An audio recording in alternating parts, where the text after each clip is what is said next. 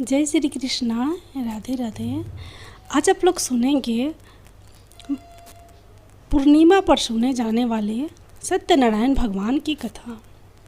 एक समय की बात है, नैषिरण्य तीर्थ में शौनक आदि 88,000 ऋषियों ने श्री सुत जी से पूछा, हे प्रभु, इस कलयुग में वेद विद्या रहित मनुष्यों को प्रभु भक्ति किस प्रकार मिल सकती है तथा उनका उद्धार कैसे होगा। हे मुनि श्रेष्ठ, कोई ऐसा तप बताइए जिसमें थोड़े समय में ही पुण्य मिले और मनवांछित फल भी मिल जाए। इस प्रकार की कथा सुनाने की हम इच्छा रखते हैं। सर्वशास्त्रों के ज्ञाता सुत जी बोले, हे वैष्णव, मैं पूज्य आप सभी प्राणियों के हित की बात पूछी है, इसलिए मैं एक ऐसे श्रेष्ठ व्रत को आप लोगों को बताऊंगा जिसे नारद जी ने लक्ष्मी नारायण जी से पूछा था और लक्ष्मीपति ने मुनि श्रेष्ठ नारद जी से कहा था। आप सब इसे ध्यान से सुनिए। एक समय की बात है, योगी राज नारद जी दूसरों के हित की इच्छा के लिए अनेकों लोकों में घूमते हुए मृत्यु लोक में आ पहुँचे। यहाँ उन्होंने अनेक योनियों में जन्मे प्रायः सभी मनुष्यों को अपने कर्मों द्वारा अनेकों दुखों से पीड़ित देखा। उनका दुख देख नारद जी सोचने लगे कि कैसा यत्न किया जाए जिसके करने से निश्चित रूप से मानव के दुखों का अंत हो जाए। इसी विचार पर मनन करते हुए वह विष्णु लोक में गए। वहाँ वह देवों के ईश्वर भगवान नारायण की स्तुति करने लगे, जिनके हाथों में शंख, चक्र, गदा और पग थे, गले में वरमाला पहने हुए थे। स्तुति करते हुए नारद जी बोले, हे भगवान, आप अत्यंत शक्ति से संपन्न हैं। मन तथा वाणी भी आपको नहीं पा सकती है। आपका आदि मध्य तथा अंत नहीं है। निर्गुण स्वरूप सृष्टि के कारण भक्तों के दुख को दूर करने वाले आपको मेरा नमस्कार है। नारद जी की स्तुति सुन विष्णु भगवान बोले, हे मुनि श्रेष्ठ, आपके मन में क्या बात है? आप किस काम के लिए पधारे हैं, उसे निसंकोच कहो। इस पर नारद मुनि बोले कि मृत्यु लोक में अनेक योनियों में जन्मे मनुष्य अपने कर्मों के द्वारा अनेकों दुख से दुखी हो रहे हैं। हे नाथ, आप मुझ पर दया रखते हैं तो बताइए कि वो मनुष्य थोड़े प्रयास से ही अपने दुखों से कैसे छुटकारा पा सकते हैं। श्री हरि बोले, हे नारद, मनुष्यों की भलाई के लिए तुमने बहुत अच्छी बात पूछी है, जिसके करने से मनुष्य मोह से छूट जाता है। यह बात मैं कहता हूँ, उसे सुनो। स्वर्ग लोक व मृत्यु लोक दोनों में एक दुर्लभ उत्तम व्रत है जो पुण्य देने वाला है। आज प्रेमवश होकर मैं उसे तुमसे कहता हूँ। श्री सत्यनारायण भगवान का यह व्रत अच्छी तरह विधान पूर्वक करके मनुष्य तुरंत ही यहाँ सुख भोग कर मरने पर मोक्ष पाता है। श्री हरि के वचन सुन नारद जी बोले कि उस व्रत का फल क्या है और उसका विधान क्या है। यह व्रत किसने किया था? इस व्रत को किस दिन करना चाहिए? सभी कुछ विस्तार से बताएं। नारद की बात सुनकर श्री हरि बोले, दुख व शोक को दूर करने वाला यह व्रत सभी स्थानों पर विजय दिलाने वाला है। मानव को भक्ति व श्रद्धा के साथ शाम को श्री सत्यनारायण की पूजा धर्म परायण होकर ब्राह्मणों व बंधुओं के साथ करनी चाहिए। भक्ति भाव से ही नैवेद्य, केले का फल, घी, दूध और गेहूं का आटा सवैया ले। गेहूं के स्थान पर सांठी का आटा, शक्कर तथा गुड़ लेकर वह सभी भक्षण योग्य पदार्थ को मिलाकर भगवान का भोग लगाए। ब्राह्मणों सहित बंधु बांधवों को भी भोजन कराए। उसके बाद स्वयं भोजन करे। भजन कीर्तन के साथ भगवान की भक्ति में लीन हो जाए। इस तरह से सत्यनारायण भगवान का यह व्रत करने पर मनुष्य की सारी इच्छाएं निश्चित रूप से पूरी होती है। इस कली काल अर्थात कलयुग में मृत्यु लोक में मोक्ष का यही एक सरल उपाय बताया गया है। सूत जी बोले, हे ऋषियों, जिसने पहले समय में इस व्रत को किया था उसका इतिहास कहता हूँ, ध्यान से सुनो। सुंदर काशीपुरी नगरी में एक अत्यंत निर्धन ब्राह्मण रहता था। भूख प्यास से परेशान वह धरती पर घूमता रहता था। ब्राह्मणों से प्रेम करने वाले भगवान ने एक दिन ब्राह्मण का वेश धारण कर उसके पास जाकर पूछा, हे विप्र, नित्य दुखी होकर तुम पृथ्वी पर क्यों घूमते हो? दीन ब्राह्मण बोला, मैं निर्धन ब्राह्मण हूँ, भिक्षा के लिए धरती पर घूमता हूँ। हे भगवान, यदि आप इसका कोई उपाय जानते हो तो बताइए। वृद्ध ब्राह्मण कहता है कि सत्यनारायण भगवान मनवांछित फल देने वाले हैं, इसलिए तुम उनका पूजन करो। इसे करने से मनुष्य सभी दुखों से मुक्त हो जाता है। वृद्ध ब्राह्मण बनकर आए सत्यनारायण भगवान उस निर्धन ब्राह्मण को व्रत का सारा विधान बताकर अंतर्धान हो गए। ब्राह्मण मन ही मन सोचने लगा कि जिस व्रत को वृद्ध ब्राह्मण करने को कह गया है, मैं उसे जरूर करूँगा। यह निश्चय करने के बाद उसे रात में नींद नहीं आई। वह सवेरे उठकर सत्यनारायण भगवान के व्रत का निश्चय कर भिक्षा के लिए चला गया। उस दिन निर्धन ब्राह्मण को भिक्षा में बहुत धन मिला, जिससे उसने बंधु बांधवों के साथ मिलकर श्री सत्यनारायण भगवान का व्रत संपन्न किया। भगवान सत्यनारायण का व्रत संपन्न करने के बाद वह निर्धन ब्राह्मण सभी दुखों से छूट गया और अनेक प्रकार की संपत्तियों से युक्त हो गया। उसी समय से यह ब्राह्मण हर माह इस व्रत को करने लगा।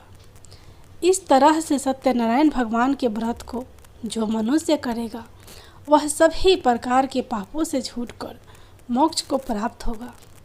जो मनुष्य इस व्रत को करेगा वह भी सभी दुखों से मुक्त हो जाएगा। सूत जी बोले कि इस तरह से नारद जी से नारायण जी का कहा हुआ श्री सत्यनारायण व्रत को मैंने तुमसे कहा। हे विप्रो, मैं अब और क्या कहूँ?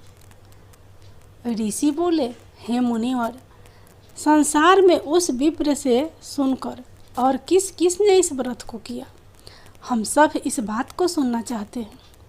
इसके लिए हमारे मन में श्रद्धा का भाव है। सूत जी बोले, हे मुनियों, जिसने इस व्रत को किया है वह सब सुनो। एक समय वही विप्र धन व ऐश्वर्य के अनुसार अपने बंधु बांधवों के साथ इस व्रत को करने को तैयार हुआ। उसी समय एक लकड़ी बेचने वाला बूढ़ा आदमी आया और लकड़ियां बाहर रखकर अंदर ब्राह्मण के घर में गया। प्यास से दुखी व लकड़हारा उनको व्रत करते देख विप्र को नमस्कार कर पूछने लगा कि आप यह क्या कर रहे हैं तथा इसे करने से क्या फल मिलेगा, कृपया मुझे भी बताएं। ब्राह्मण ने कहा कि सब मनोकामनाओं को पूरा करने वाला है यह सत्यनारायण भगवान का व्रत है। इनकी कृपा से ही मेरे घर में धन धान्य आदि की वृद्धि हुई है।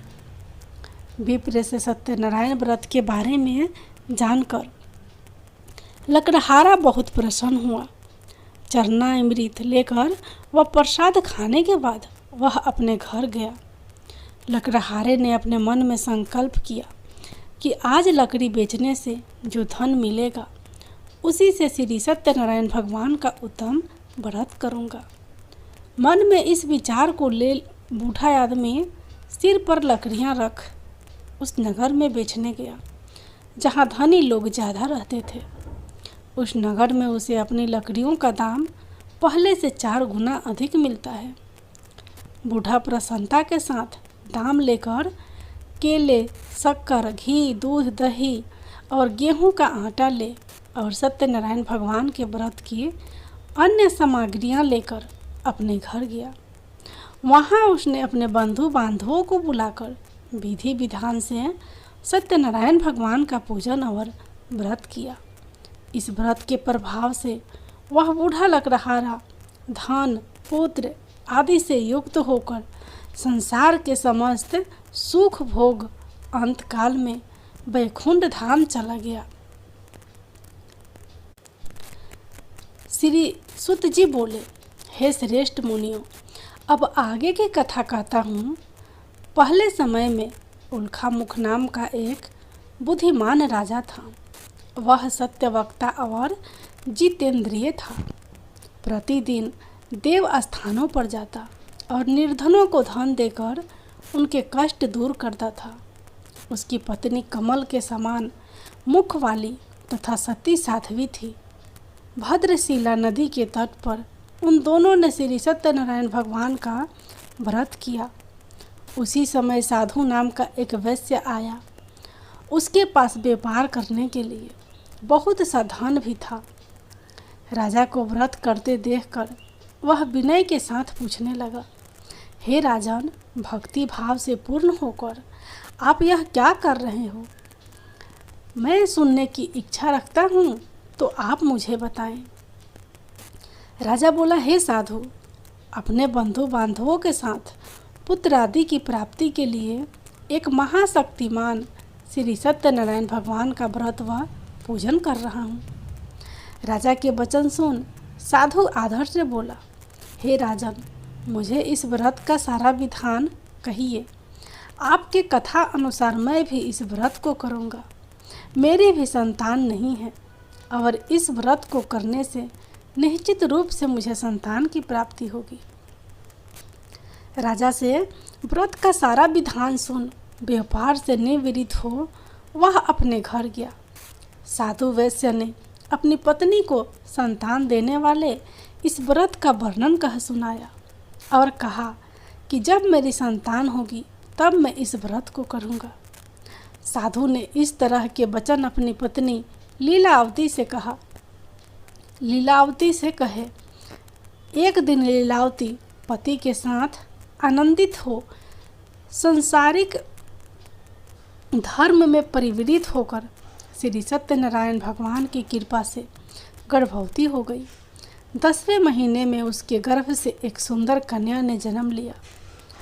दिनों दिन वह ऐसे बढ़ने लगी जैसे कि शुक्ल पक्ष की चंद्रमा बढ़ता है। माता पिता ने अपनी कन्या का नाम कलावती रखा।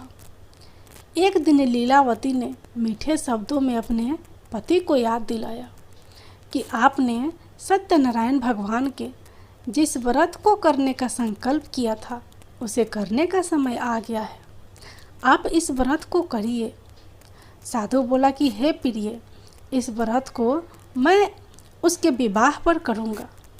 इस प्रकार अपनी पत्नी को आश्वासन देकर वह नगर को चला गया। कलावती पिता के घर में रह दिनों दिन बड़ी होने लगी।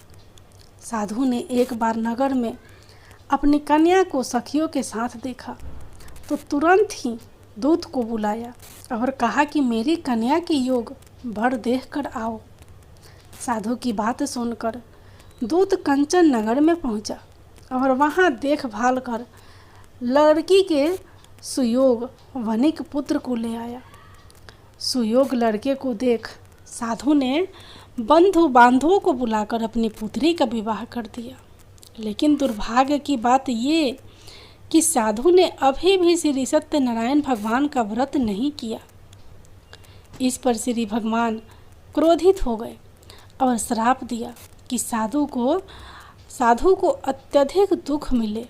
अपने कार्य में कुशल साधु बनिया जमाई को लेकर समुद्र के पास स्थिर होकर रत्नासारपुर नगर में गया। वहां जाकर दामाद ससुर दोनों मिलकर चंद्रकेतु राजा के नगर में व्यापार करने लगे। एक दिन भगवान सत्यनारायण की माया से एक चोर राजा का धन चुराकर भाग रहा था। उसने राजा के सिपाहियों को अपना पीछा करते देख चुराया हुआ धन वहां रख दिया जहां साधु अपने जमाई के साथ ठहरा हुआ था। राजा के सिपाहियों ने साधु वैश्य के पास राजा का धन पड़ा देखा तो वह ससुर जमाई दोनों को बांधकर प्रसन्नता से राजा के पास ले गए और कहा कि उन दोनों चोरों को हम पकड़ लाए हैं, आप आगे की कार्यवाही की आज्ञा दें। राजा की आज्ञा से उन दोनों को कठिन कारावास में डाल दिया गया और उनका सारा धन भी उनसे छीन लिया गया। श्री सत्यनारायण भगवान के श्राप से साधु की पत्नी भी बहुत दुखी हुई। घर में जो धन रखा था उसे चोर चुरा ले गए। शारीरिक तथा मानसिक पीड़ा व भूख प्यास से अति दुखी हो अन्न की चिंता में कलावती एक ब्राह्मण के घर गई। वहाँ उसने श्री सत्यनारायण भगवान का व्रत होते देखा, फिर कथा भी सुनी। वह प्रसाद ग्रहण कर रात को घर वापस आई। माता ने कलावती से पूछा कि हे पुत्री, अब तक तुम कहाँ थी? तेरे मन में क्या है? कलावती ने अपनी माता से कहा, हे माता, मैंने एक ब्राह्मण के घर में श्री सत्यनारायण भगवान का व्रत देखा है। कन्या के वचन सुन लीलावती भगवान के पूजन की तैयारी करने लगी। लीलावती ने परिवार व बंधुओं सहित सत्यनारायण भगवान का पूजन किया और उनसे वर मांगा कि मेरे पति तथा जमाई शीघ्र घर आ जाए। साथ ही यह भी प्रार्थना की कि हम सब का अपराध क्षमा करें। श्री सत्यनारायण भगवान इस व्रत से संतुष्ट हो गए और राजा चंद्रकेतु को सपने में दर्शन देकर कहा, हे राजन, तुम उन दोनों वैश्यों को छोड़ दो और तुमने उनका जो धन लिया है उसे वापस कर दो। अगर तुमने ऐसा नहीं किया तो तुम्हारा धन, राज्य व संतान सभी को नष्ट कर दूंगा। राजा को यह सब कहकर भगवान अंतर्धान हो गए। प्रातःकाल सभा में राजा ने अपना सपना सुनाया। फिर बोले कि बनिक पुत्रों को कैद से मुक्त कर सभा में लाओ। दोनों ने आते ही राजा को प्रणाम किया। राजा मीठी वाणी में बोला, हे महानुभावों, भाग्यवश ऐसा कठिन दुख तुम्हें प्राप्त हुआ है, लेकिन अब तुम्हें कोई भय नहीं है।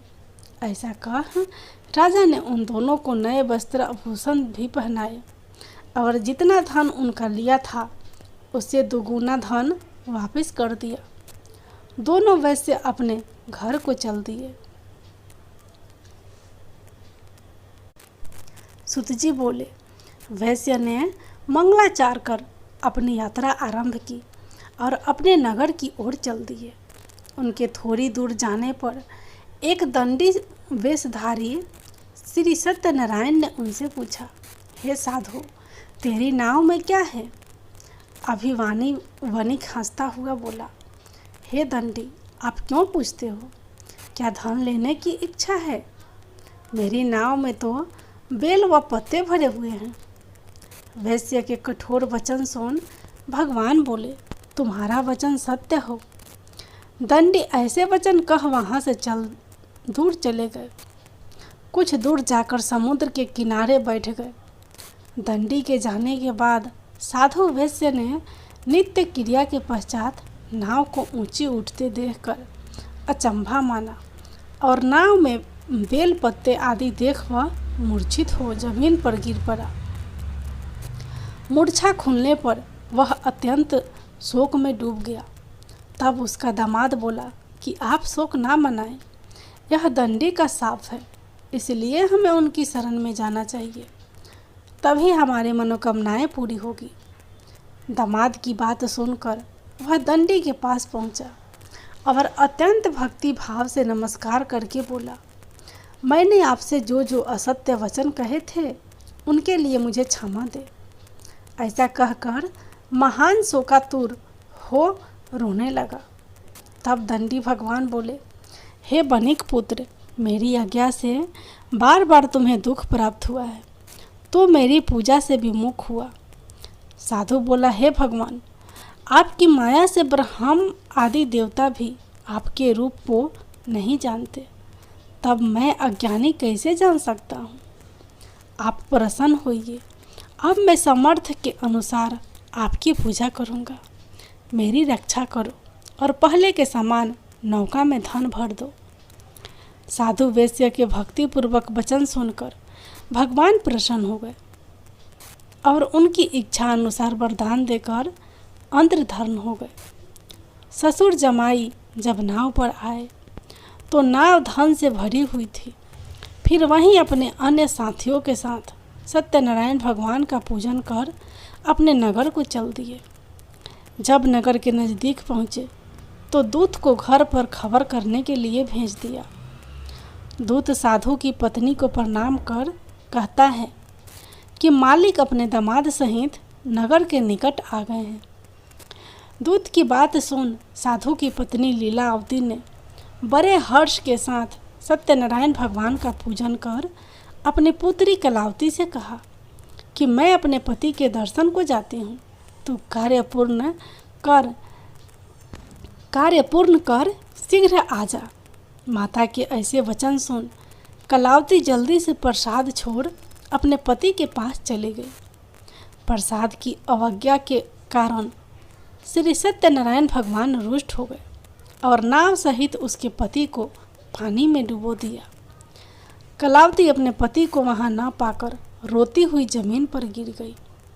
नौका को डूबा हुआ देख वह कन्या को रोता देख साधु दुखी होकर बोला कि हे प्रभु, मुझसे तथा मेरे परिवार से जो भूल हुई है उसे क्षमा करे।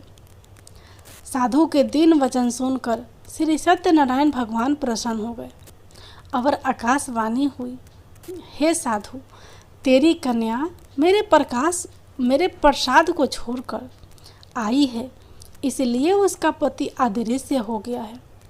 यदि वह घर जाकर प्रसाद खाकर लौटती है तो इसे इसका पति अवश्य मिलेगा।